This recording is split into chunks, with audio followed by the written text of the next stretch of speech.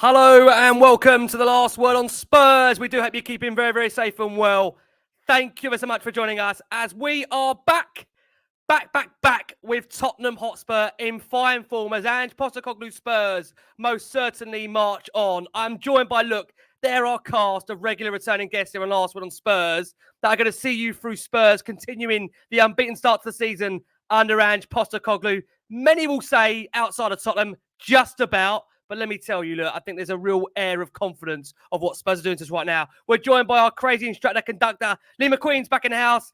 Mr. Richard Cracknell returns to the screens, and as does Patrick Tyrant on this last word on Spurs. If you're listening to us for the first time, where have you been? We're on iTunes, we're on Spotify, we're across all major audio platforms. We're, of course, on Twitter at Last Word on Spurs. We are on Facebook and Instagram too. And we're going to get cracking straight into this one. Lee, I am going to start with you. Tottenham, they make their best start to a league season since 1960-61. The last time they won the league title. They are top of the league for the first time since August 2022, scoring every game and extending their unbeaten start to the campaign to 8 games as the 10 men of Spurs show real true grit, character and fitness to take the 3 points and climb to the top of the Premier League. We knew it was always going to be a difficult, cagey game away from home to a newly promoted team, along, of course, with the early kickoff, going down to 10. Spurs rode their luck, but they are top potentially for maybe momentarily. Lee, thoughts on the game, thoughts on results, thoughts on Spurs under Ange Postecoglou?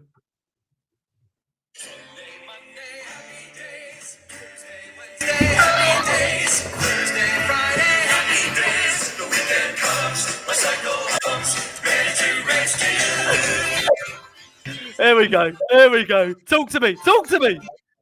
Mate, honestly, absolutely happy days. I mean, massive shout out firstly. I mean, it was a show last week with TJ, absolute legend. What that's done going viral, the stuff that Sky's done with the happy days stuff. And it does feel like that goodbye grey skies, hello blue. I mean, this season has been absolutely Ange Postecoglou. See what I did there? Spurs song sheets. Get that one in your in the list.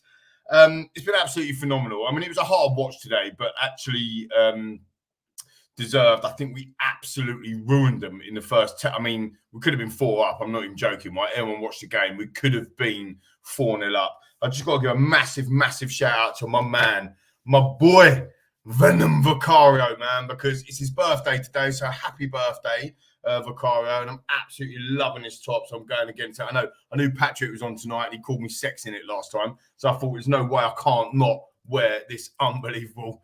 Oi. You know what I'm saying? So massive many happy returns to Vicario and big happy returns to our friend Ricky, Jermaine Defoe, the legend that is Jermaine Defoe that we got to interview last Christmas, as well as his birthday also as well. But I mean, back to the game. Look, I said in the week, didn't I, on the preview show, we're smashing 4-0. And I'm thinking 2-3 minutes in, I'm thinking, here we go. I mean, Richarlison's going to score, and then Kulusevski's going to score, and Richarlison's going to have another one. And Son's got Porro's clean through. I'm thinking, we've got to be 4 up. But then you start thinking, didn't you? You're not Tottenham if you don't think it. You start thinking, oof, we've missed all these chances here, and this is going to be a difficult one. I didn't see Bissouma's sending off coming, but when that happened, everyone was like, "Oh, here we go." But look, we got through it. We've done the business, and it's just phenomenal, Rick, to be on here with all my friends, like with you and with Patrick and with Crackers, legends, everyone, the viewers and listeners, and just having a lovely Saturday evening, mate, because we're happy this, and I absolutely love that we are living rent-free in all the gooners. They are all over our timeline. Why? You play City tomorrow. Get on with your title challenge, boys. You just leave us little rubbish Tottenham. Let us get on with what we're doing, yeah? Rent-free, Ricky Sachs. Rent-free. I'm loving it, Macca. I am. Cracks has come over you. Look, it was a terrific 3 points for Spurs. That sent them to the top of the Premier League momentarily. Micky van der Ven's 52nd minute effort, enough to prove Spurs to go to the top of the league before a really excellent display despite the fact we obviously saw Yves Bissouma seeing red, which ended up not costing Tottenham on the actual day itself. But Spurs created a huge amount of chances in that first half, didn't score, then really dug in with 10 men in the second. It caps, let's be honest, a decent 4 games between the 2 international breaks. I think many will say Romero for them was man the match. I know obviously Van de Ven got it actually technically, but again, alongside that, Maddison, 𝐂𝐨𝐬𝐿, they're impressive too. Spurs' return, Rich, 20 points from 8 games. It's our best start to a Premier League season in Premier League history. Can you ask for more? What we're getting at the moment? Wow. Listen, before I get into all of that, Rick, I just want to just send some big love to Pete Haynes' other half, Gilly. We very sadly lost Pete this week, and Mr. Tottenham on the terraces, a lovely, lovely man. His knowledge of Tottenham was just absolutely incredible. He'd come along to the Legends nights, and I'd be interviewing somebody, and he'd be sat there. He's very unassuming, and one of the players might be talking about. They'll say, "I think we was away at Nottingham Forest in 1973 with about 5 games to go. Was it Forest?" And then I'd look to Pete, and Pete would be in the audience, and you just see him mouth, "It was Derby." You'd go, "It's Derby." His knowledge was just incredible. So, but a man, honestly, just the loveliest man. So today for you, Pete, battling performance, and God bless you, mate. So yeah, there you go. But back to today. Look, what more can you ask? It was. I put in the group earlier, perversely, missing those slew of chances at the start with Richie and Bissouma being sent off, put us in a position of that we wouldn't normally be in, and we come through it. So we actually tested ourselves today in a very, very different way. You know, people are talking about Ange ball, and it's all front foot, and it's, you know, full speed ahead, and it's this and it's that. Today, you know, it was like the Somme today, wasn't it? It was all muck and bullets, and they had some great big lumps that play for them. And it was like talking of the 70s football. It was like watching football from the 70s. Really, the tight little ground. I mean, Luton have done absolutely phenomenal to get to where they've got. It's just absolute dream stuff. And they're playing in a way, and we've gone now and absolutely dealt with it, properly dealt with it. You know, a man down, Richie missing those chances, but others have gone, like, really sucked it up, dealt with it, nicked it, and come away with the win. So that was, you know, when Ange came in, Rick, we all said, wow, we're going to get some tests, and we need to see what he's all about. Can he go to the Emirates and get something? Yes, he can. You know, can we do this at home? He can. Today, all it was missing was being Wednesday night up north and it being raining for the ultimate test. But, you know, that was tough today, and we came through it. There's a backbone there. You can see that backbone, and that's really, really good to see. So, you know, it's another big tick in the Ange ball box, isn't it? And look, top of the league until tomorrow. Yeah, mentality monsters, as King Odell says there on the screen. Very much so. You kind of want to stay top of the league, but you know, if we do get knocked off, that means that the noisy lot down the road have been beaten, doesn't it? So bit win-win, really, isn't it? Even if we do end up second going into the international break, it means that lot have been rolled over at home. So no, fantastic today. Really, really different performance, but we came through it with like shining on us. Absolutely, Cracks. Absolutely. Pat, bringing you in, many comments into the fact that essentially if that was last season, Spurs would lose it. Look, let's be honest about it. The Postecoglou Spurs, for the momentarily sit top of that Premier League table with a 10-men display.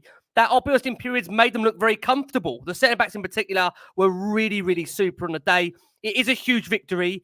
It's a huge performance on the team, considering, obviously, of course, Bissouma's red card. We had to show a different side to our game that maybe we haven't seen throughout the season. Really digging in for the win, real character, real grit, real determination. Just how proud are you, Pat, of this side that we're seeing, and essentially the way in which, as Crackers has alluded to there, we're dealing with the obstacles that we're facing at the moment? Yeah. Well, first and foremost, good evening, everyone. Good night if you're listening to this later tonight. Good morning if you're listening to this in the morning on the run back or the playbacks. And I just want to say that I'm annoyed with Bissouma. If we, cut the crap, I'm really disappointed with him. The first yellow card was a foul he didn't really need to do. And he always seems to get those yellow cards where he doesn't really need to make the tackle or the challenge, and he gets it. He gets a customary yellow card like every game, hence why he was literally on the threshold for a one-game ban. So he got that, and I was disappointed because obviously he misses the next game. But then to get the second yellow, funny enough, when I was watching it, I thought, cool, we've got a free kick just near half-time. Madders hopefully can whip one in. And then it was like, oh, he's dived, he's getting a yellow card. And I was like, he's already on a yellow. And then when they showed it back, there was no denying this. A stonewall of dive, as you can see.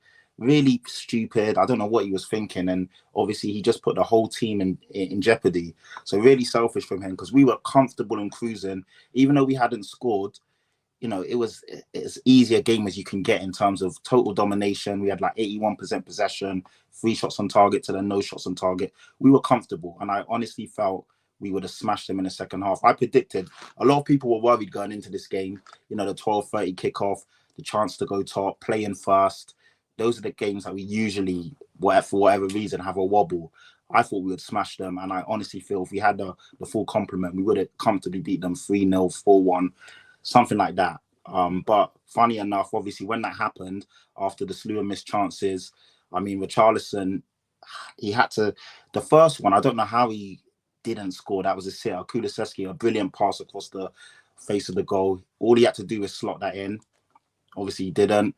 Second one-on-one with the keeper. Again, he had the whole goal to aim at. He shot it straight at the keeper. Porro with a missed that. I don't understand how he missed that. So I'm thinking 3 gilt-edged chances we miss. Will it come back to bite us? But I was thinking with the dominance in terms of the way we were playing, we were all over them. We looked comfortable. I thought, cool, in the second half, we'll put them to the sword. And again, I think that we're really lucky that was Luton. Because if that's Everton, not Sheffield United, if that's Everton, Wolves, or a team with a bit more quality, we get beaten in that second half. But with all due respect, Luton are not good. So hence we were able to see it out. And I guess as well, that is a testament to our, we did see another side of our boys today.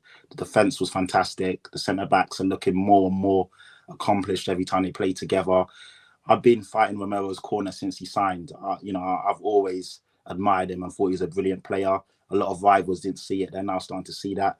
Micky van der Ven, for everyone saying that James Maddison's signing of the summer, Micky van der Ven's in with a perfect shout as well. He was the reason why we kept a clean sheet today. He was mopping up everything. He got the winning goal.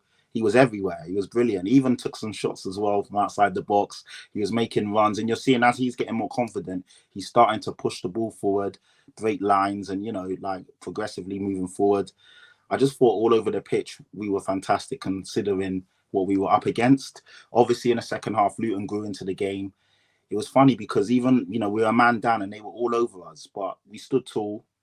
𝐂𝐻𝐿𝐴 was brilliant as well. Every time he was called into question, he answered it with aplomb.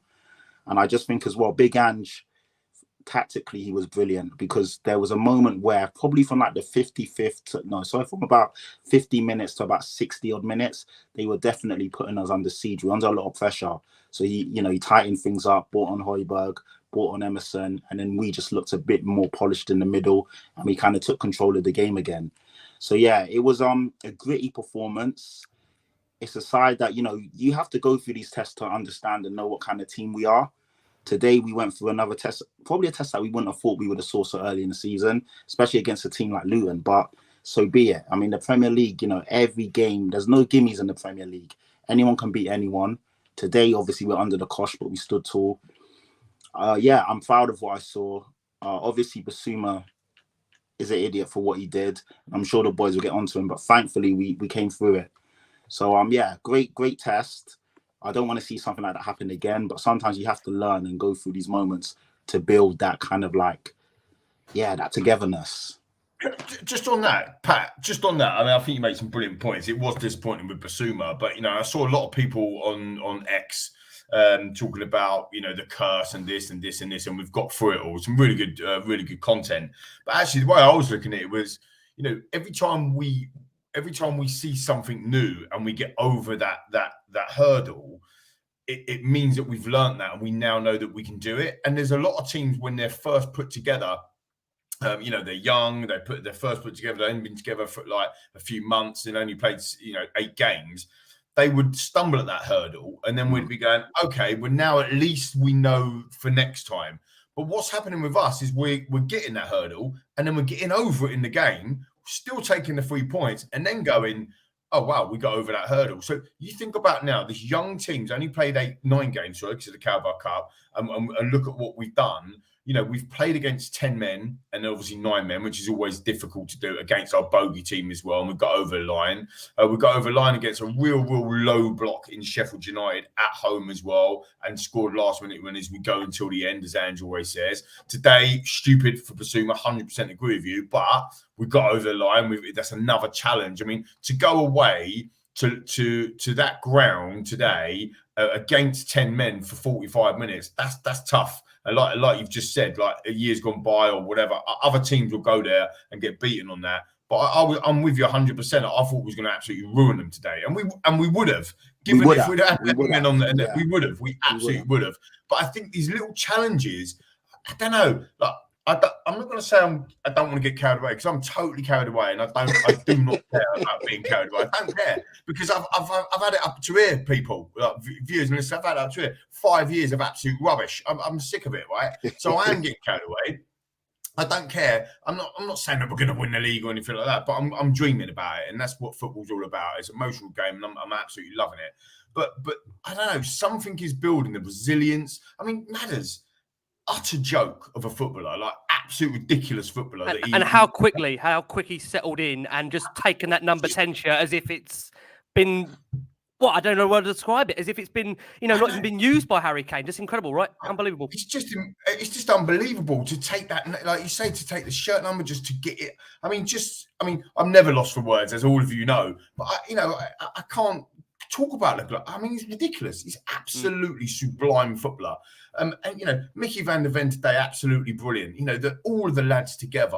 I mean, Crackers, you said earlier in the WhatsApp group, didn't you, about how much of it to get? I saw your post actually about how much, you know, we had some cojones today to get through that. It was really tough, wasn't it, Crackers, to get through what we did today, but we did it. Oh, massively. Yeah, absolutely it was. Yeah, that as everybody said, that resilience was just a real sight to behold. It's it was the work rate when we went down to 10 men as well. You know, Maddison stepped up. Sarr, he's just so unassumingly efficient as well, you know, and he stepped up. He gave another 20-25%. 𝐁𝐻𝐿 today, his work rate, they all picked up that slack with Bissouma going off, and it was silly, but you know what, I think Bissouma's kind of got some credit in the back. Well, not kind of, he has. I mean, he's had some fantastic performances this season. All right, you know, he's done what he's done. I'm sure Ange will be telling him and leaving him in no doubt about that sort of thing. But you go, okay, it's happened. You pick up and you move on. You know, you don't you can't kill someone for one silly mistake. You know, he's our player, he's our boy. He's like been sensational. So, you know, some of the things you've been seeing, stop it. It's one silly mistake that he's made, and he'll learn from it. So, you know, you rally round. The boys rallied round and done the business on the pitch. We have to rally round as fans, you know. We have to do that as well and go, okay, you know, if he's doing it week in, week out, you have to go, oh, hang on a minute, this ain't right. But one-offs, you know, it's supposed to be a bit of a family. So you go again, and people have just stepped in and stepped up and took up the slack today. One thing I do want to address, guys, if I can. I love that, Rick. Just quickly on that. I love that when the boys got round and just cracked on. Like, it's such a good feel-good factor, isn't it? Like with the players themselves, they're driving that. Like Crackers just said, that family. It's brilliant.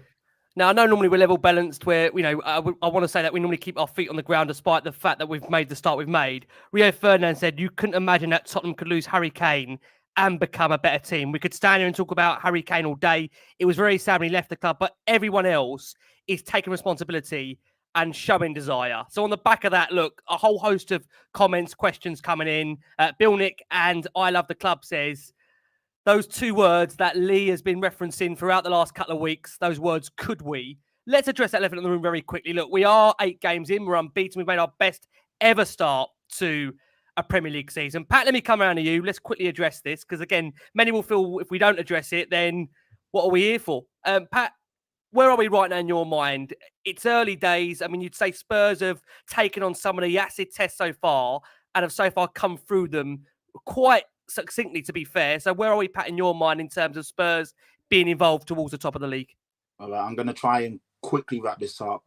In terms of every test that we've been given, we've passed.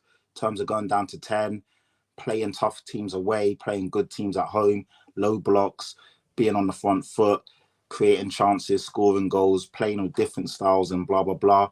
The problem for me is the depth. The depth is a big problem. Like, we had Solomon as the only option to come on against Liverpool, who I could have thought could do something positive from a offensive standpoint, and he's out now for a couple of months. So when I look at the depth, like 𝐂𝐨𝐸𝐿𝐶 came on, he looks good, don't get me wrong, but he's inexperienced, he's hardly played.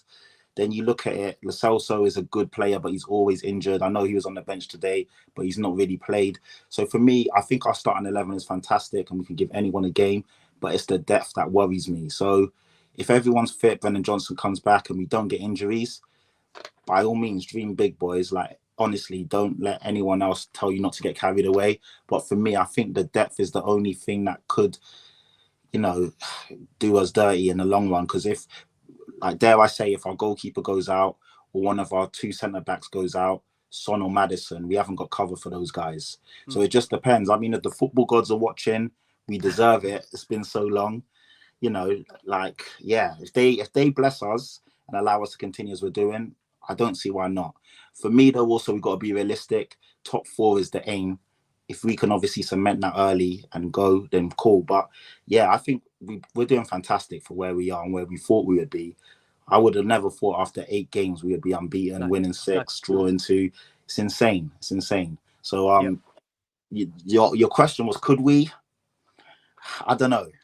That's what I say. I don't know. It's early days, isn't it? Like, this is a new team, new manager, a lot of new components. But from what I've seen, it's looking good. I can't lie. It's looking good. But it's a long season. It's a marathon, not a sprint.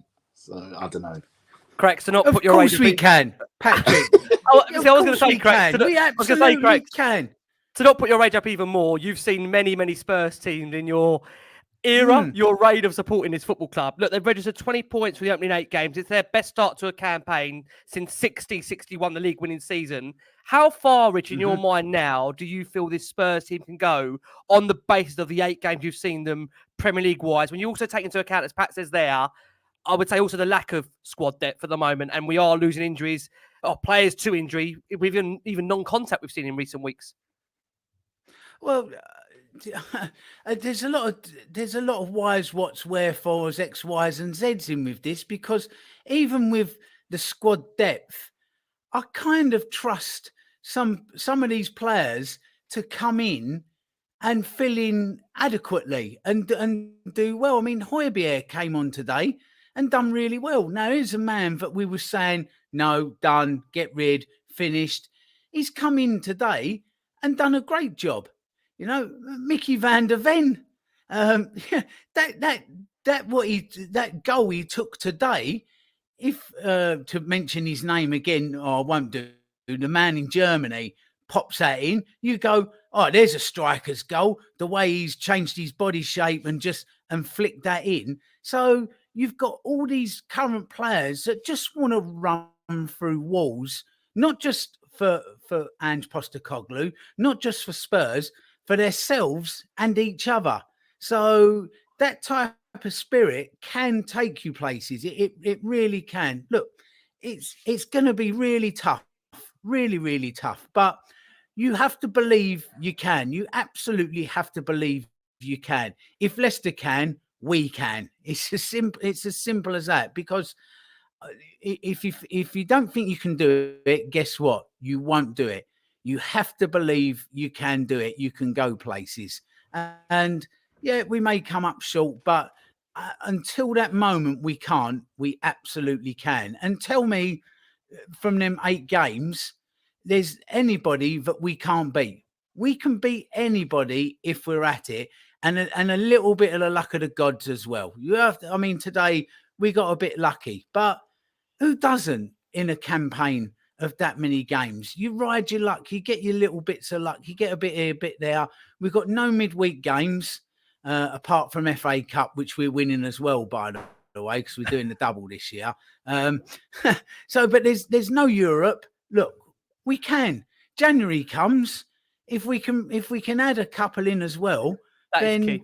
That is so key. Then that window. Why not? Yeah. But do you know what? I probably trust Ange Postecoglou to bring through somebody out of the youths and bring them through and come and do a job. I mean, 𝐂𝐻𝐿 came on today and looked decent enough. Really looked decent enough. It was only a 5-minute cameo, but he knew what it was all about. You could see he knew what it was all about. So why not? Why not? If you can't dream and believe and hope as a football fan, there's no point going. Everybody should be starting the season, whoever you are, thinking we can do something this season. You have to have it. So, you know, I'll take the slings and arrows of social media if we do come up short. You said, and they'd actually probably have the time and the date on it as well. You said on last round on Spurs. I'll take them all day long. We can win this. We can absolutely win it. Good night. I can't believe I've got to go to Lee next now on the back of that. I mean, this man, everyone's followed Lee in the last 6-7 years and before that. This is one of the most positive people you've ever met in your life, I can tell you. Lee, look, Spurs, they're now unbeaten in 12 Premier League matches against opposition managed by Welshmen. The club have won 8. They've drawn 4 with an aggregate score of 19-2. Lee, I can't believe I'm asking you this. Could we? Be honest. I mean, from what you've seen in these last 8 games, what do you think? I think I'm with Crackers in could we could, but I'm also with Patrick in that the stars have to align. Like, I think the stars have already aligned in terms of no Europe. I think that is absolutely critical. I think if we had European football today, right now, we would not be being as buoyant as this. I also don't think Son or Maddison would have been fit for today if we'd have played in midweek in the Champions League or in the Europa League, in my opinion. So I think the stars have aligned in that way. I think we are short in the squad. So the depth, somebody put a comment on there saying Crackers, is wrong about the depth. We can cope when we made the changes. But the problem is, I can't credit you. You've gone, sorry, buddy. But the problem is that we made 9-10 changes. And you can't do that. But actually, 𝐁𝐰𝐴𝐸𝐿 𝐿𝐻𝐻𝐿 today, I thought was outstanding. Like, and anyone coming in and telling me that I'm talking out my arse, fair enough, at me if you want, at Lee McQueen, because I agree with Crackers. I thought he was great. So he's come in, it's 10 men, don't forget, and he's marshalled well. So I think you can cope with 1 or 2. The major problem, I'm not even worried about the left wing, because you've got Johnson back after the international break, and Johnson's coming back in. You've got Richarlison. Look, Richarlison's got a lot of stick today, and yeah, he should have scored some goals. But he will make chances, and he will do some good stuff and whatever, and he can fill in, even if he's not going to be a starter. Well, I'll concede on that one. Maybe he's not a starter.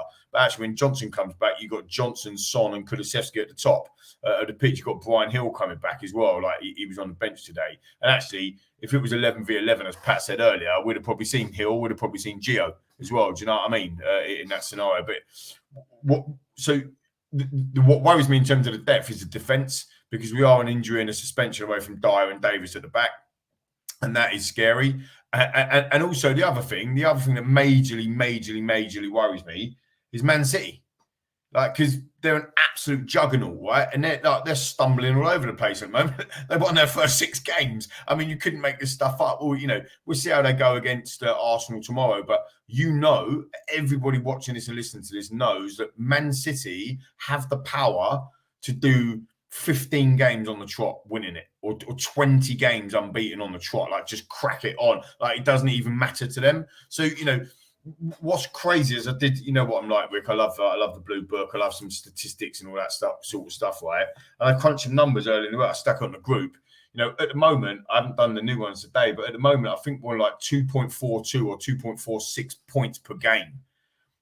The crazy thing is that if we continue that form, which is incredible, we ain't even been beaten, we only get 92 points. I mean, that is ridiculous. Now think about Man City won the league with 96 points, 97 points. Man City won with 100 points. It is utterly crazy what we're going up against, these juggernauts. And that's why I think that beating Liverpool last week was so big. Regardless if you think you're in the title race or not, it's massive because you're taking points off of them.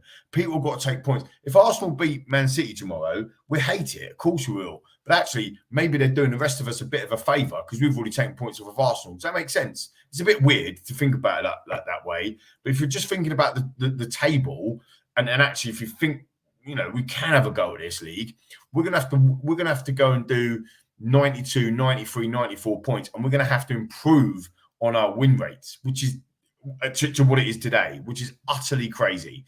So it is mega, mega hard. However, if we sign some players in January, if we go injury-free, for the next 13 games or whatever it is before January, with no European football, I think we can be the dark horses. And I quite like the fact that people are not taking us serious about the title challenge and whatever. And we're just enjoying the football. It wasn't that enjoyable today, was it? But there's a lot of people worried about it. I mean, I put out on Twitter today, never in doubt, it was a bit of a joke. But, at the end of the day, yeah, it was, of course. So at the end of the day, it wasn't that enjoyable today until we got the win, but we did it. And if this was United or City or Arsenal or the darlings of the media, Liverpool, and they were winning like that, people would be saying, This is of champions. This is what champions do. They would be. They absolutely would be. So it's us at the moment. Typically with Tottenham, we're muck it up at some point.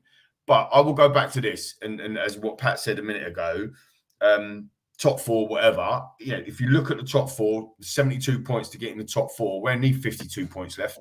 That's all we need to get. We only get 52 points now, and we are so far ahead now of where we dropped off, if you like, from last season. I can't see us not getting over 68 points to get in the top five from this point. So that would be an amazing season, wouldn't it, Rick? And Rick, just quickly, what do you think? I know you want to ask the next question. Come on, fella. Yeah, Rick. What are you proud of me for? I'm just driving the thing. Don't make me put. I'm watching about the car. I'm just the driver. I don't want to be in control of the bloody VAR. I think that 8 games in, I don't think you can ask for anything more than what we've got right now. I think for me, January is a really, really key window for Tottenham. I think if we are, be honest about it, if we are where we are now in January, similar maybe to how Arsenal felt last season, are they ever going to get a better chance than this? But I think, we have to be honest and say today, we're going to have to play a lot better than that to be anywhere near the contention when it comes to January. I think a lot of it will come down to that depth in squad. I know we've only got 1 game a week. I know, of course, again, if you can keep the 13, 14 players fit, we've got as good as 11 as anybody. But having said that, I do think, if you've seen with Man City, it takes more than 12, 13 players to win a league. It does. It most certainly does. It takes 13, 14, 15 players in, adequate positions to do that. My concern is that despite, I think Richarlison's a hard worker, we'll come on to Richie in a little bit, I'm just not quite sure whether he is going to be good enough in that second half of the season where you need to get results to get over the line. So I think, again, January is a massively key window for Tottenham. And Postecoglou knows that. He most certainly does know that. Oh, nearly a slip. He does know that most certainly, Ange Postecoglou. I think, again, that'll be very key into where we go in January. I think, again, as Lee has said throughout, really, and you've said it as well, Cracks and Pat, got to trust the manager, trust the head coach, because ultimately, look, I think going into the season, I think we all felt there would be a period of adjustment, a period of transition. And I think we're all absolutely stunned that here we are, 8 games in, momentarily top of the league. You can't ask for anything more than that. He actually said after the game, look, it was a game of 2 different halves. I thought we played some great football in the first half. I thought it was good as we played, and we probably should have been 2 or 3-0 up early stages. We controlled the game. We had some great passes of play, some great opportunities. We minimised their threat. Obviously, the red card changed the game. But again, I thought the lads handled it ever so well. They stayed calm. They stayed composed. They gave up a couple of chances, but for the most part, kept them away from out of our goal. We were always going to be a threat the other way. And as it's been said, in the end, just the sheer will and effort to make sure we won, not just the starters, but the guys coming on, it was a real great collective effort. And just to go on that point, I think you guys would have seen afterwards the full-time celebrations. That was a massive, massive win. You could see what it meant to every single player for sure. That, quite frankly, you know, that was more than just 3 points today. And again, many will look at the fact it's Luton. Again, it's probably a team that are destined for relegation. But don't be, I would say, naive to the fact that Spurs teams in the past have had similar fixtures to this, under pressure, 12-30, going down a man and still finding a way to win, as Crack said in the opening. I don't think you can discount that, Lee, can you? You can't. You can't do that. I'll be honest. No, I totally agree with that. I'll be honest with you. I was a bit disappointed with our press when we went down to 10 men.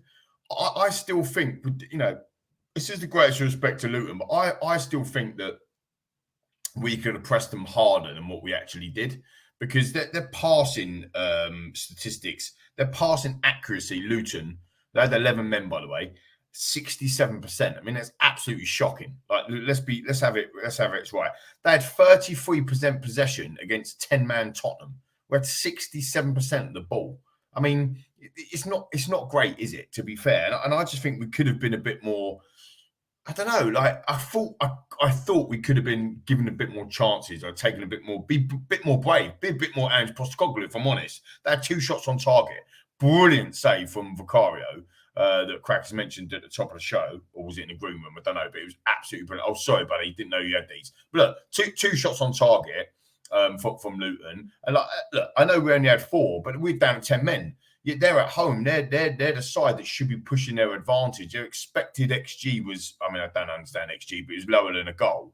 And look, and ours was higher than what we actually scored. So we kind of essentially failed that. But you could obviously say that from what the first 3, 4, 5 chances that we had. I think most of them shots, certainly them shots on target, other than the goal, I think the other three that we had were all in the first half. So, you know, I think that we could have maybe been a bit braver. And look, we played well, we got the job done, but let's be honest about it. There was in parts of that second half, it felt a bit like it was last season. Do you know what I mean? Like, backs to the wall. He's got, like, you know, 5 defenders on and whatever. And in the end, we won the game, right? So in the end, it was the right decision. But, you know, I just felt with some of the statistics and some of the passing, there was one. There's at one point, the media broadcaster, I don't know what they're called anymore, BT or TNT or whatever it was. TNT. TNT Sports. They put up a statistic. We had 96% possession. I was like, that can't be real. That can't be real. Do you know what I mean? So I'm not being.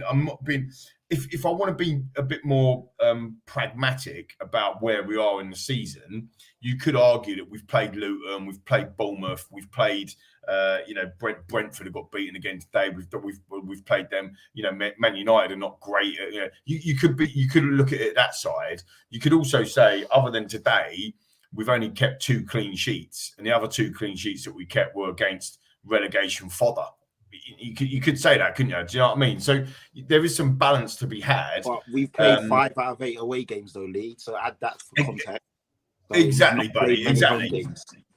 Exactly, Yeah, mate. So it swings and roundabouts. So I think we're probably about right to where we should be. But, you know, we're not. It's not as if we're battering teams off the park, is it? Do you know what I mean? Even with some of these statistics, no, I would have thought. I don't know why I say this, because I feel like I'm like a spoilt child or something, but I'd have thought that we'd have been having more opportunity. I mean, I know we've created more chances than any other team in the Premier League, right? So I don't know why I'm moaning, but I'm just trying to give some balance to my... Lee, it's a harsh one, because if we didn't go down to 10 men, we would have absolutely annihilated these lot. I truly believe that. Yeah. We had 80% possession in the first half. We had 3 shots on target to their 0. Yep. Even in the end possession, we had like 68%, 65% possession. They were down to 10 men. So we would have absolutely killed these lot. And I don't want to be disrespectful, because they're in the Premier League for a reason, on merit, but they're not a good footballing team. I'm sorry. They're not good. And we are a good footballing team. I feel we would have blown them away. So that's why I was really annoyed at Bissouma, because if we are to, you know, we ask these questions about could we, today's a perfect day to go and absolutely inflate that goal difference, because it will come down to such fine margins at this level. And we should have got 3 or 4 today. Thankfully, we got 1. We kept a clean sheet. But if you're looking at the bigger picture, today's a great day where you go and get 4 or 5. Richarlison gets a brace, increases his confidence for another day. You get other people on the team sheet. So yeah, but yeah, Luton are shocking, man. That from Spigs. That is Yeah. 20 minutes is about it. 20 minutes. We had 133 completed passes to Luton. Wow. You know, I mean, wow. God, I'm not even playing devil's advocate. I'm just kind of giving it Yeah, some no, back. you're I'm not right. moaning about it. Yeah, I'm just trying to yeah. be like ultra critical. Like I'm absolutely loving everything I'm seeing with Spurs, but you know, that's all I would say. Yeah. What we are going to do, we are going to go for our first break of the show. For our listeners on audio, you're going to hear from 𝐂𝐻𝐿. His feet are firmly on the ground as Tottenham momentarily are top of the Premier League. We've got over 1,000 plus of you watching us live. As always, thank you so much for all your incredible support for Last Word on Spurs. A little bit of housekeeping here. This is your final chance to vote for Last Word on Spurs in the upcoming Football Content Awards, where you can help us. Yes, you can help Last Word on Spurs secure a trophy. Help us bring the trophy home of being the best podcast in Premier League. You can do that by going to footballcontentawards.com/voting, selecting best podcast, Last Word on Spurs. Again, thank you so much, guys, for all your incredible support for the shows in the amount of years you've been with us here. And again, thanks as always to our wonderful, incredible contributors that make the show what it is. But the show can't be the same without you viewers and listeners. So please keep voting for us. Sunday night, the deadline. For those that watch our shows, we've got a QR code there that will take you direct to how to vote for us. And again, thank you as always for your support. A quick reminder, we are delighted to be sponsored by NordVPN. You can receive right now 4 extra months for free with no risk for Nord's 30-day money guarantee. Really good if you're on the move, you're overseas, you're looking to book flights. And of course, look, really good for security reasons as well. So do go, please check out NordVPN. With Spurs playing the way they're playing right now, if you're overseas, you don't want to miss a single game. I'm joined by Lee McQueen. I'm joined by Richard Cracknell. I'm joined by Patrick Tyrant on this Last Word on Spurs. We are going to get straight in to the lineup for this one. I'm going to come, if I can, to Cracks to come round to you. Let's be honest about it. As Pat alluded to there, injuries have not been kind to Spurs in this past couple of weeks. I know there's some genuine laughter already at some of the imageries that have happened here. Obviously, as we know with Spurs, we suffered a knee injury, of course, to Manor Solomon, which has required an operation. It means he'll be out for at least 3 to 4 months, and he joins Ivan Perisic on the long-term list of injury absentees. Ryan Sessegnon, Rodrigo Bentancur, they're still a while away from returning, while Brennan Johnson, we hope will be back in action from his hamstring injury after the international break.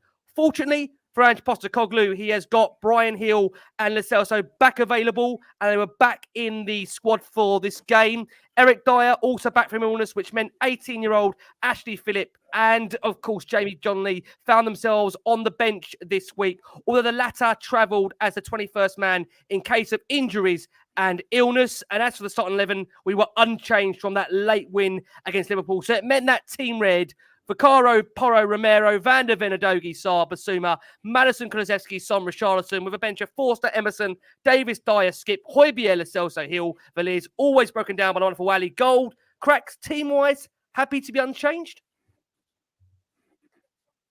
Yeah, very much so. I'll tell you what, I'm not happy with, Rick.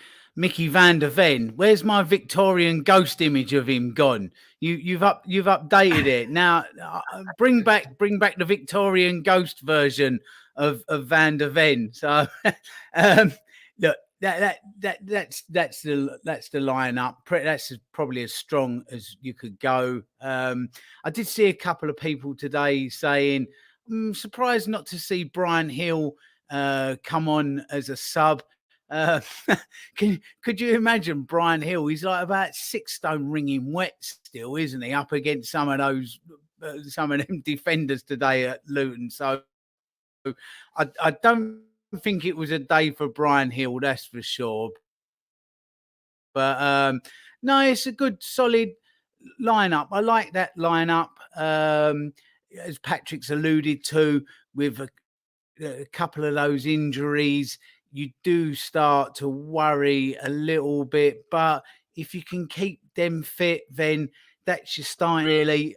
It just leaves that one glaring issue with that lineup, and that's Richarlison, isn't it, Rick? Really? And I'm sure there's going to be a debate on him. I know we're going to try and keep the show to a Saturday night, sort of people going out length, but yeah, that's the lineup. But Richarlison, I don't know. Mm. Have you got that later in the notes, Rick, or is that for now? Yeah, Or I think I'll cram that in shortly on Richarlison. I will promise you. I think we'll address that towards the end of the show, 100%. Because I think, like you say, Cracks, it's something we do need to come on to for sure. We'll just dissect the first half very quickly. I mean, look, early chances. He doesn't like to tinker, does he, Ange? He likes that. Go on, Cracks. Oh, go on. I lost you a bit then, Rick.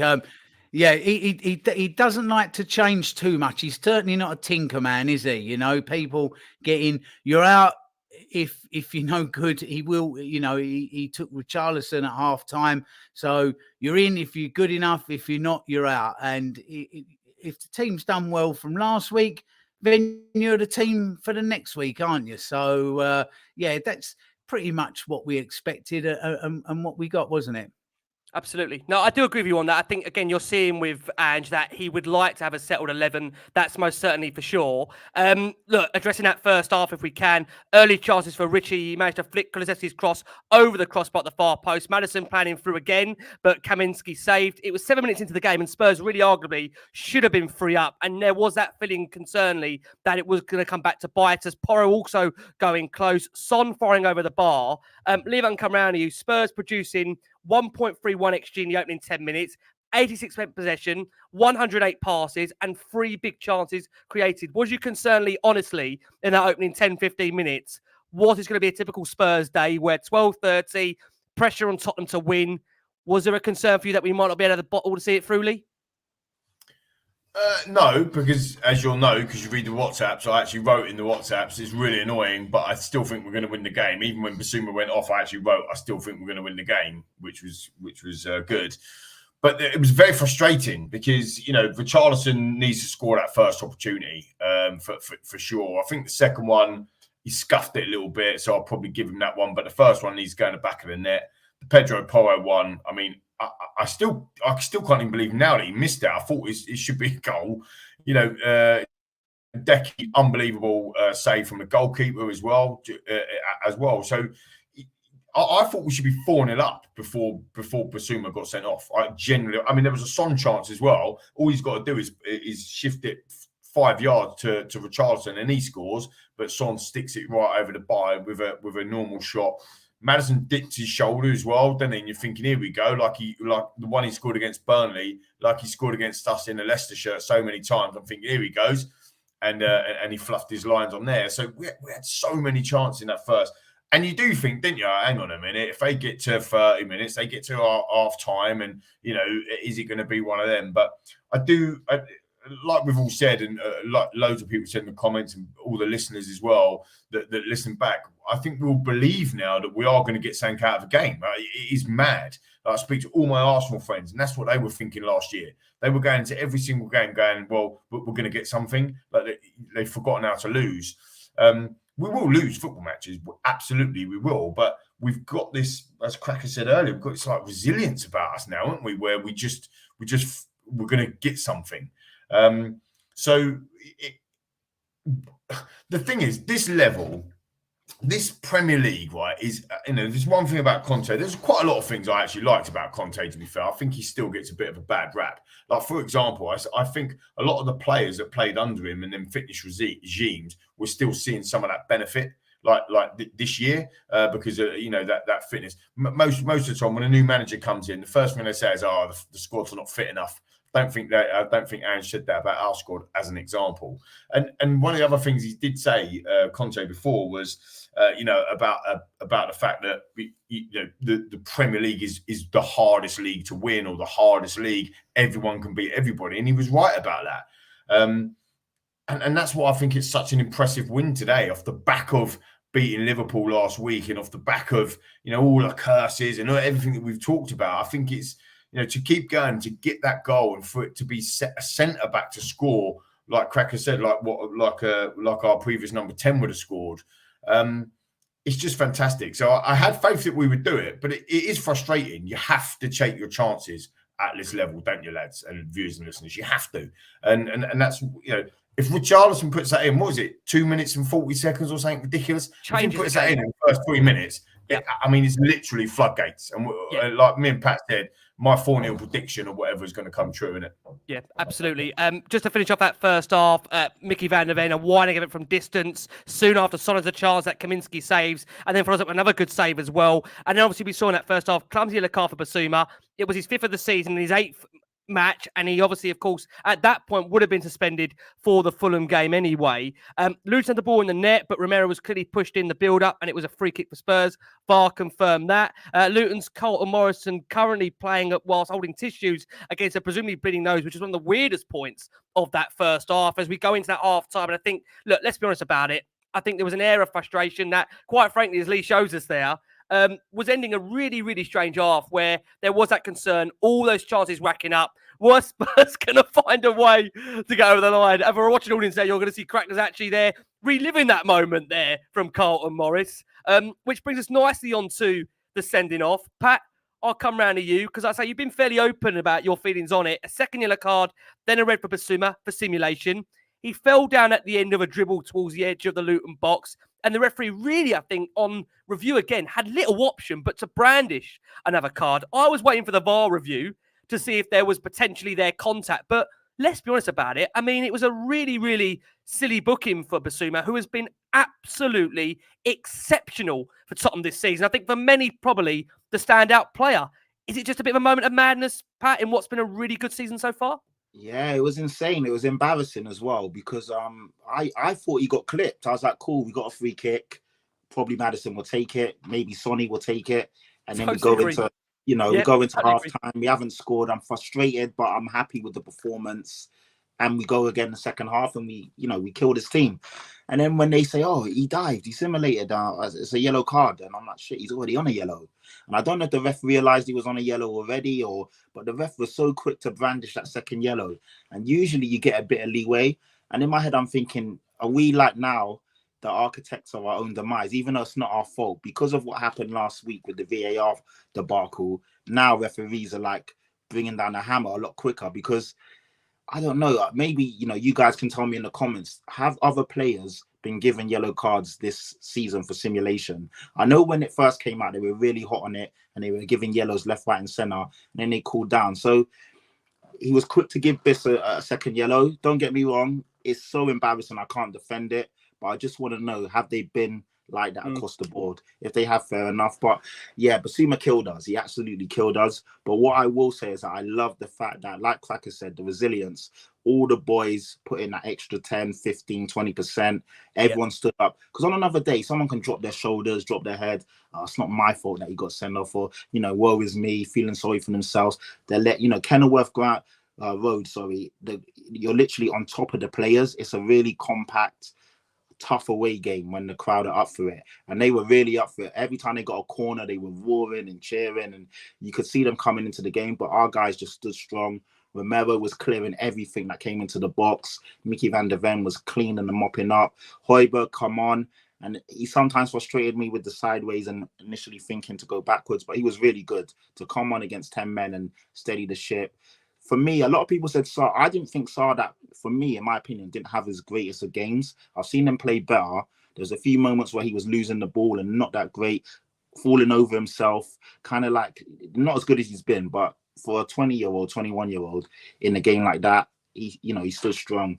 Yeah. But yeah, going back to the Bissouma thing, really frustrating. A moment of silliness. I don't know if it's madness. I don't know what he was thinking. Obviously, he initiated the contact thinking it was going to come and it didn't. And he got caught out, man. And unfortunately, by the letter of the law, I can't really argue against it. Yep.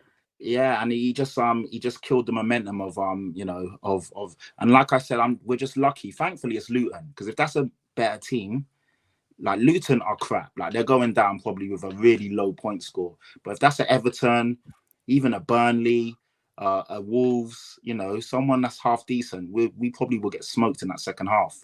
Because our backs were against the wall, but they just not got the quality.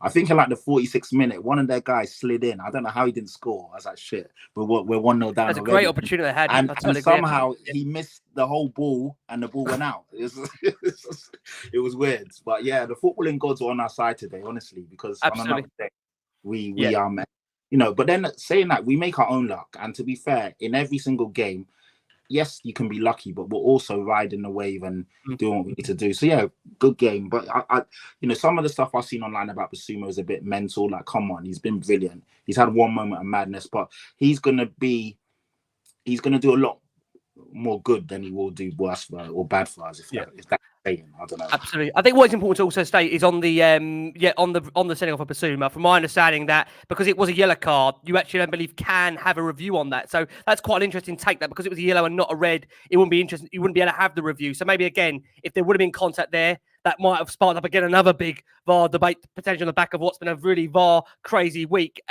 Look, it does mean that red card, Bissouma actually remains on 4 yellow cards as the sending off supersedes the booking. So technically, he would get suspended again when he picks up his next yellow card before the cut-off later the season. So doesn't really help Tottenham out that. He will, of course, face suspension, of course, and he will miss that game against Fulham, which also means he results and still stays on 5 yellow cards. And said, look, Biss made a mistake. He's been brilliant for us. It's about how you react, and his teammates made sure it didn't cost us, which again was great words. And overall with Bissouma, he actually started the game really well before obviously he lost his head there. But look, it's the first challenge that is really clumsy, which, as we've said, it results in his 5th yellow card in 8 games, and then a clear dive for the second, as we've said.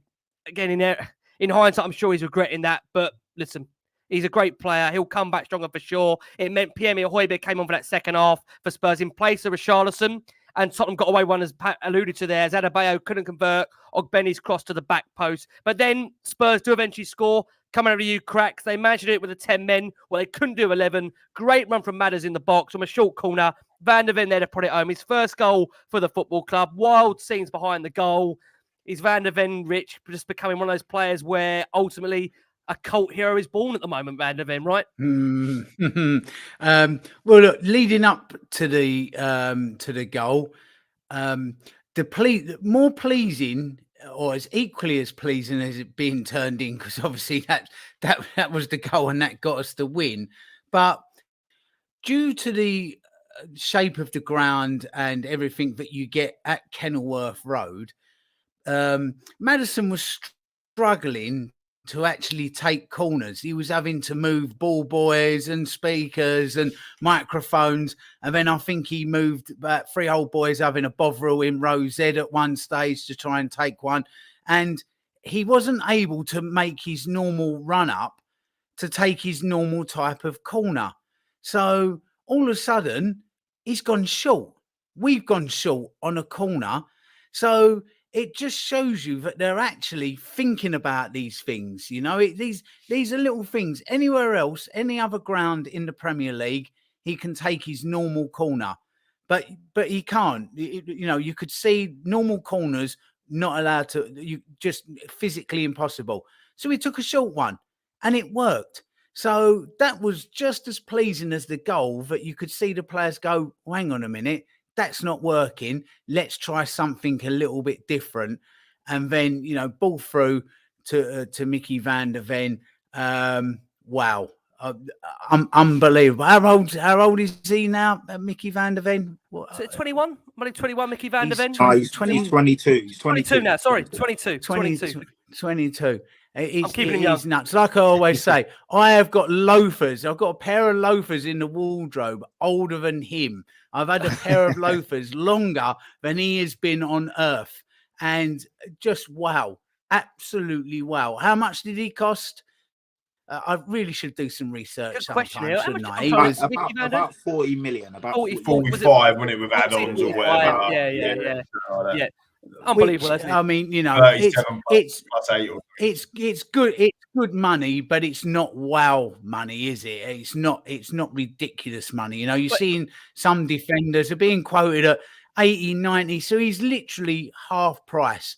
If you put him up for sale today at 80, 90 million, you would get a few teams coming to kick the tires on him, wouldn't you? You honestly would. They'd have a serious look at him. Chelsea would have a sniff, wouldn't they? Oh, of course they would. Absolutely, they would. It would be all over him as well. Totally agree. United would take him in a heartbeat. Of course they would. The reading of the game, the speed of the boy. I hate him, Rick. I mean, have you seen how good looking the boy is as well? He's like one of these like high school, college. He's like the jock from a 1980s Hollywood movie, isn't he? He's like he's the quarterback that gets the good-looking girl, isn't he? You know, I mean, everything about. I hate him. I absolutely hate him. But no, he's unbelievable. He is absolute. We have done some incredible business in that last window. I mean, after what had happened in a couple of others, some of those buys, you know, him and Vicario, just incredible. But he's brilliant, and he is becoming a cult hero, isn't he? He really is. He gets us, we get him. It's brilliant to see. I mean, he was meant to be the backup to Tap Sober. How good must Tap Sober be? Jesus Christ! If this is meant to be the backup for Tap Sober, my God, I tell you. But listen, he's an incredible player. Lovely finish as well. Really neat one. Created 𝐂𝐻𝐿 as well. Was influential in that move, and a really important goal, and largely down to the genius, I must say, of James Maddison. We're going to come on to in a second. But Van der Ven said, "Look, incredible match. We showed great mentality as a team. I'm delighted to score my first goal. The team is really happy for me." It was funny because when we came to the stadium on the bus, Sonny turned to me and said, "You'll score your first goal." I think we've started really well as a team. We're like a family as a team. Everyone now has to come back for the international break fit. That is crucial. Must have squeezed in James Maddison. Leader, come over to you. James Maddison is now registered 13 goals, 12 assists in the Premier League since the start of last season. He's also got alongside that 2 goals and 5 assists so far for Tottenham. In the Premier League as well, most passes in the box, 106. Most chances created, 25. Most assists, 5. And look, again, when you go back from home and away over the season, since the start of last season, home and away compared goals and assists. Erling Haaland, 19. James Maddison, 18. I mean, Lee, he has got to be, hasn't he? The bargain of the summer, James Maddison? Has to be, surely. Well, you're showing your allegiance there, aren't you, Ricky, to home and away? You should be talking about neighbours as well, I think, when you're and talking happy about days. home and away. And happy days, of course. And happy days. Yeah, of course.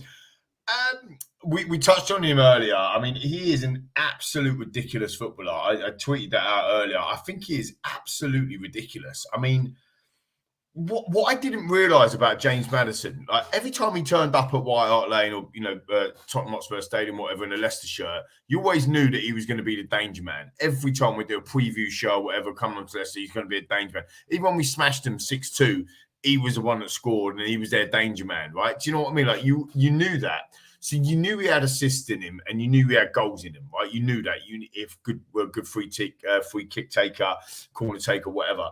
None of that's changed.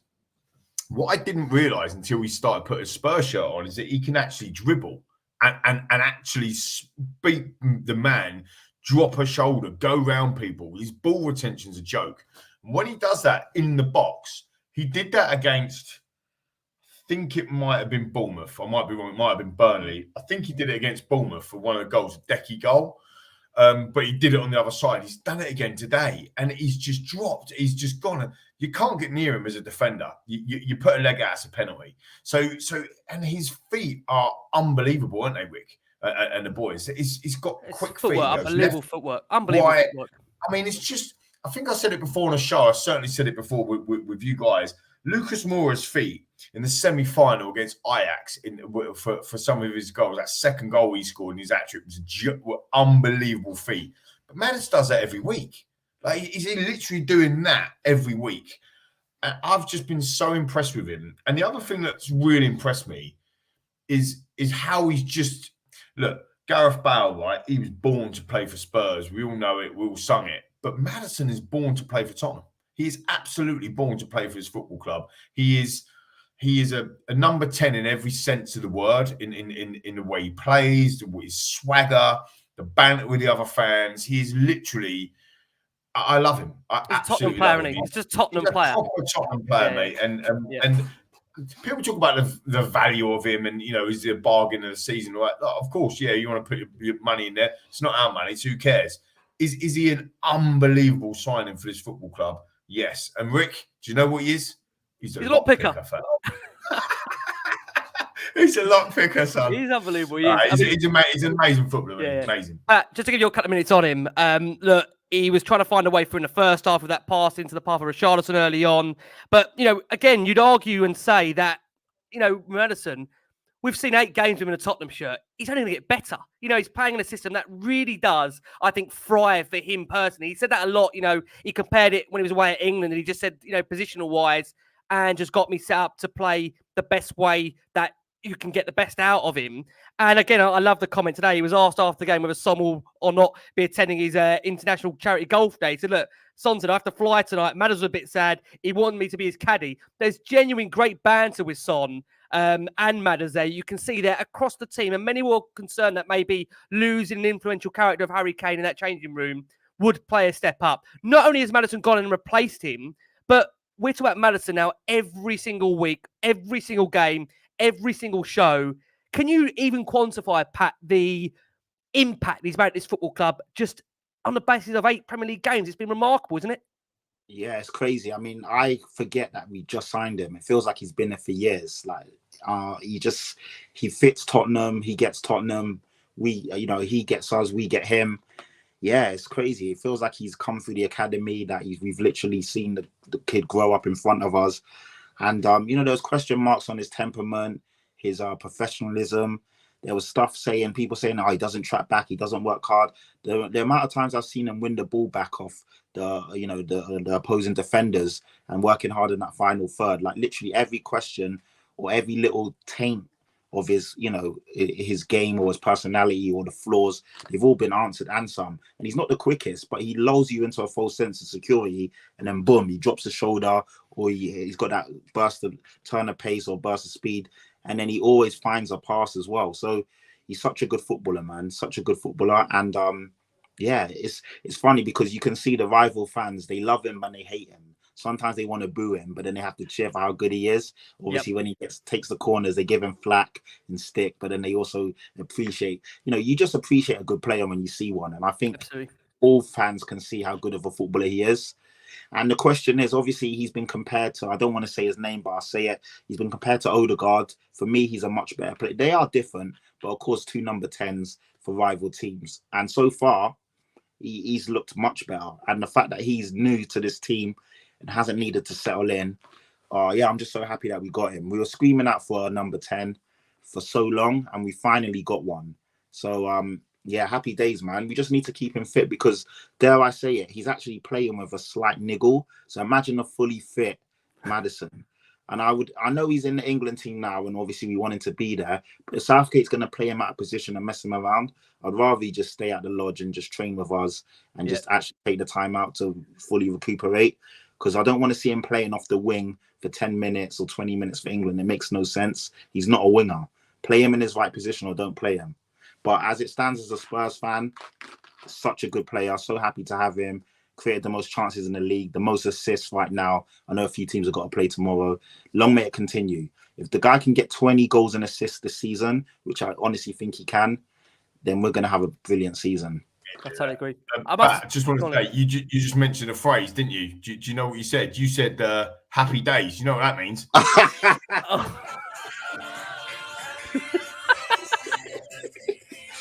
Oh man, I tell you, I didn't even realise I did that. It was in there. It was in there. It was in there. Must quickly mention Romero. Look, again, I think today many will feel probably one of the best performances he's ever given in a Spurs shirt. This vice captaincy has really, I think, brought him onto like another level. He was brilliant last week against Liverpool. He was so composed, of course, during the winner, but he was absolutely everywhere today. Vital clearance at the death, fantastic on the ball, playing with calmness, and that work consistently that we've said so rare about Romero. But look, I think, again, we have to say that today for me has probably been his best performance in a Spurs shirt, yes. And Postecoglou after the game lauded his impact. He says a big part of what we're trying to do here. He makes the rest of the back line who had never or barely played in the Premier League feel like they belong and they can flourish. He's an outstanding defender, someone you want in your team, ridiculous bravery. And when he was asked about the fact Lionel Messi called Romero the best defender in the world, he referred and said, he's a good judge of character for sure. He was speaking about centre-backs in general. He said, look, they've been great all year. The whole back four, a lot of those players, Vic included. Romero, when you look at the most of them having their first seasons in the Premier League, Pedro as well, just starting his Premier League career, having a World Cup winner alongside them is helping. Micky was also outstanding. He's that physical quality, that great maturity, but Romero especially, an outstanding defender, someone you want in your team. And just on, again, that defence as a whole. Porro, look, despite the fact that Spurs going down numerically, pushed up late on, kept pressing.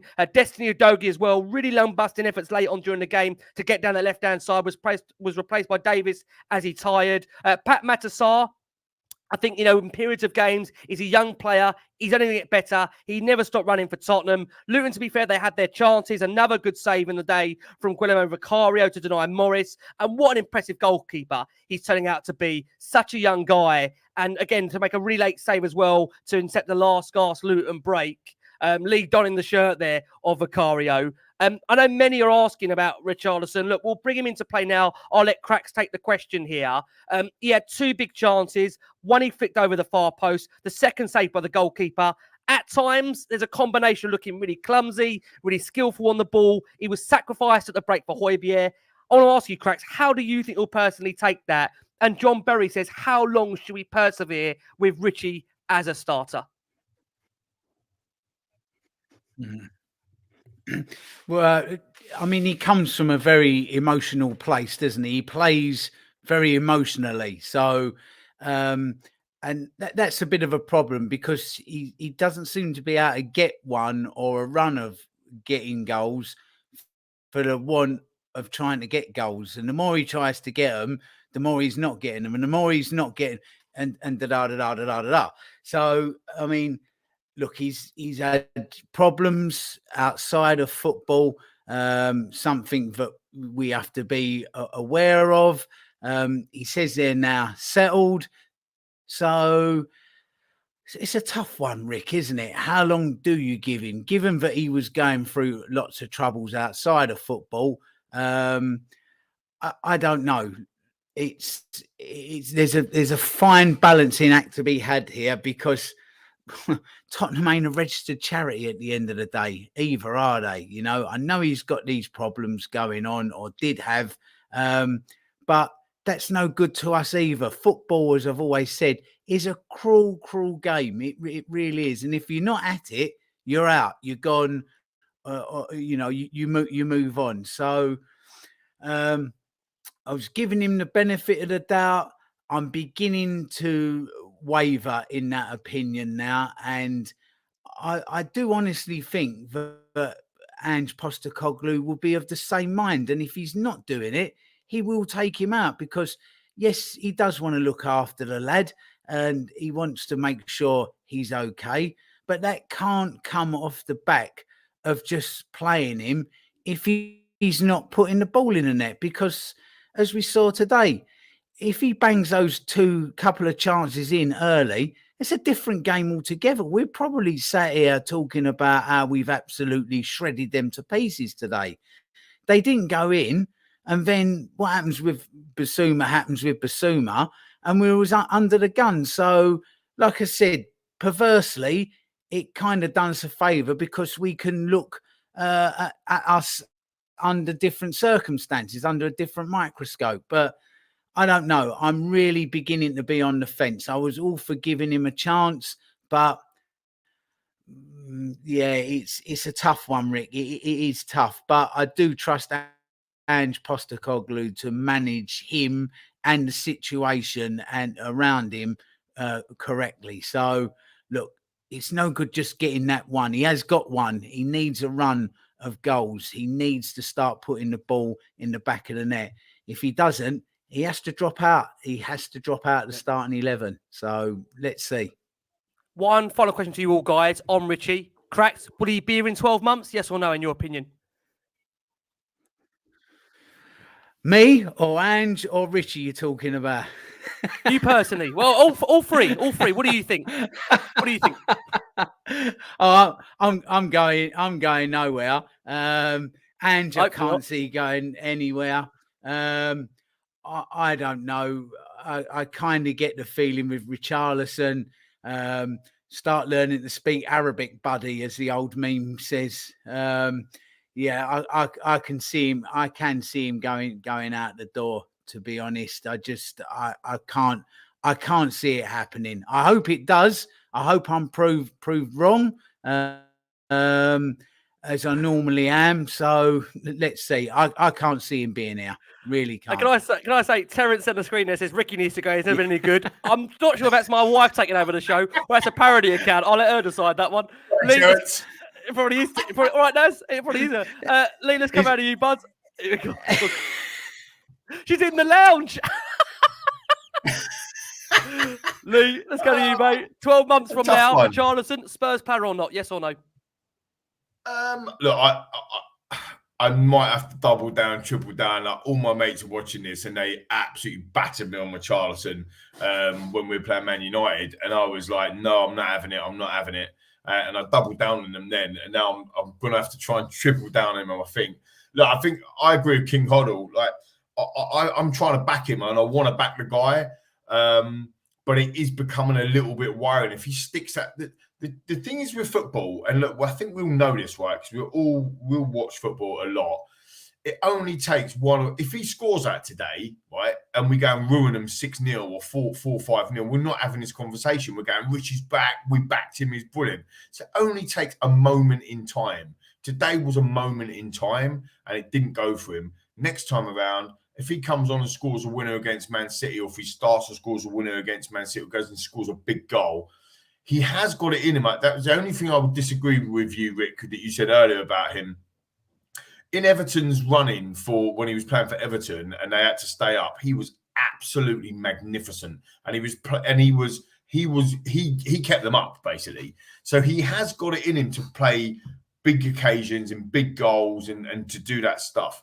We just haven't seen it yet properly in a Tottenham shirt. But the question is, do I think he's going to be here? Look, I'll answer this question by saying this. Do I think he's going to be there here in 12 months? Of course he's going to be here. We've still got Tunga and Dembele here, mate. Do you know what I mean? Like, not being funny. We've still got Japhet Tanganga, Tunga and Dembele, Gio Lo Celso, Reguilon, Joe Rodon. Mate, what are we even asking this for? Of course, Richarlison's going to be here. Will he be playing? I don't know. But he's still definitely be at the club.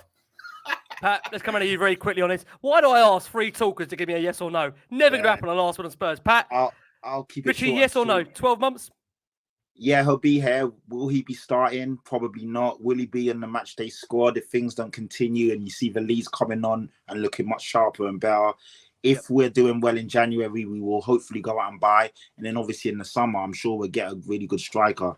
It's worrying because I like Richarlison. I've backed him, like Leah said, like crackers and like you guys. But those 2 chances against crap opposition, well, let me not say crap, let me not be disrespectful, against a team that we should be burying, he has to score them. And any other striker in this league scores those chances, and then the game is a different game. He may even go on to get a hat-trick. His confidence is back. We're looking good. But he's starting to cost us. I know we didn't lose today, so it's but in the grand scheme of things, he's costing us points if he doesn't tuck away chances that any decent striker should be tucking away. Yep. Playing for Tottenham is a privilege. We're a good team. We're one of the big teams, and at the moment, he doesn't look up to it. He doesn't look up to lead the line. The thing is, I like him, and even today, he was doing some good stuff. He was beating players, he was making chances, but at the end of the day, the actual job, the thing that he's here to do, he's not doing it. So it is a tricky one. Ange's no fool, as we all can see. He can see that the guy's not up to it. So things don't change quickly. He'll be at Tottenham, but he won't be playing and starting. That's for sure. Okay, listen, guys. Ricky, I must just say one. Ricky, go on, Cracks. And I did hear that Daniel Levy went into a cupboard the other day, moved a few boxes, and held a Postiga still here. Moved them out. Hello, boss. Hello, boss. Am I playing Saturday? He said. He's even held a Postigas here. He set up a little tent with him and Soldado. They're still here. They're all still here. Oh God, I tell you, you never know. You never know. We might need them come January with our hit rate at the moment with the injuries the way they're coming. I just want to give a shout out to 𝐂𝐮𝐈𝐍𝐿. Came on today for the second half to replace Richie. Really strengthened that midfield. Showed all that energy and experience that really guided us over the line. A player many wanted to see the back of on the back of that last window. And again, Oliver Skipp, shout out to him. Some decent fresh legs on towards the end of that game. Emerson Royale coming on at right back when Porro pushed up the pitch. Ben Davies coming on for Udogie in the final minutes. 𝐂𝐿𝐿𝐿 working on, working hard. I've got to say, look, the subs coming on towards the end of that game. It just shows you what a real team effort it has been. And as I bring this show to a close, look, we are heading into the international break. We're here. We're 8 games unbeaten. We are momentarily top of the Premier League. It's Spurs' best ever start. Let's close it on this final question. Pat, let's start with you. I know you hate me asking you this. Now, look, it's again that kind of mid-term review, where we are, what we're doing. Your final message right now. What can be achieved, Pat, from here, from what you've seen so far in these first 8 Premier League games? Definitely top 4 football. Hopefully a good run out in the FA Cup. If we get a favourable draw and some of the big teams play each other, then why not go on and try and win that? But I feel top 4 is we have to go for top 4, and I feel we're good enough to win the league. I don't know just yet. I think it's too early. But yeah, we're in with a shout, no doubt about it. And other teams will not want to play us right now. That's for sure. You can see the fans. I mean, they've all got games coming up, and all they're doing is talking about us. So they're worried. They are genuinely worried. Baby. Yeah, literally. I'm like, you lot are playing each other tomorrow. Why is every tweet about us? It's crazy. Like, you know, yes, it wasn't the greatest performance when you look at it all, but all in all, away from home, early fixture, clean sheet, 1-0. If any other team does that, as in the big boys, all they say is, oh, well done, that's brilliant, mentality monsters. They showed a different side to them. But when it says, oh, you got lucky, oh, it's come on, man, do you know what I mean? So, but it's okay. Don't give us any credit. Let us go about our business quietly. Can we win the league? Again, I always say how I feel, and you know, I stay true to myself. I don't think so, if I'm being honest. But I definitely feel we'll get top 4, 100%. Mate, always love your honesty. Always love having the last one on Spurs. Honourable Patrick Tyrant, catch him across the socials there, X, Insta, YouTube. You know where to find the man. Pat, thank you so much. Cracks, let's come round to you. Look, Spurs' best ever start to a Premier League season. And Postecoglou, I must just say, I think I haven't said it so far, his in-game management has been absolutely superb. Knowing when to write the mate change, knowing when to, again, make the right substitutions have been absolutely remarkable. Cracks, same question to you. What can we achieve now you've seen those first 8 games? We can win it, Rick. Do you know what? I've not been allowed down the pub for 5 years. Under Mourinho and the wine in Wiggies or whatever his name was, I can't even remember it now. That's how quickly he's gone. Listen, 5 years I've not been allowed down the pub, and along comes Ange Postecoglou, and it feels like someone's given me a new shirt to put on, 200 quid in the top pocket, and said, "Go down the pub, get down the pub, go and have a drink." And that's what I'm doing. And you know what? People might turn up and say, "Oh, you can have hangover tomorrow morning." All right, I'll deal with that tomorrow morning. But at the moment, I'm down the pub with Ange Postecoglou. Enjoy your lunch. What a way to close it. Wonderful Richard Cracknell there. Cracks, back of us, and we love having him back on. Wonderful Richard Cracknell. Lee, mate, floor's yours. What are we going to achieve, mate? 8 games unbeaten, scored in every game. Loving Ange Ball. He's loving us. My God, the energies are back, as King Arnold says. What can be achieved? Come on, Macca. What can we do? I just hope that I mean, Liverpool, isn't it, tomorrow? And also, obviously, Arsenal, Man City. I just hope if they can get a couple of draws out of them games, that'll suit us down to the ground, and we just go away on the international break, top of the league. But I don't want to talk anymore, Rick. Just want to play this. You've got to let me play this out, because it's absolutely banging, and everybody, it is literally happy days.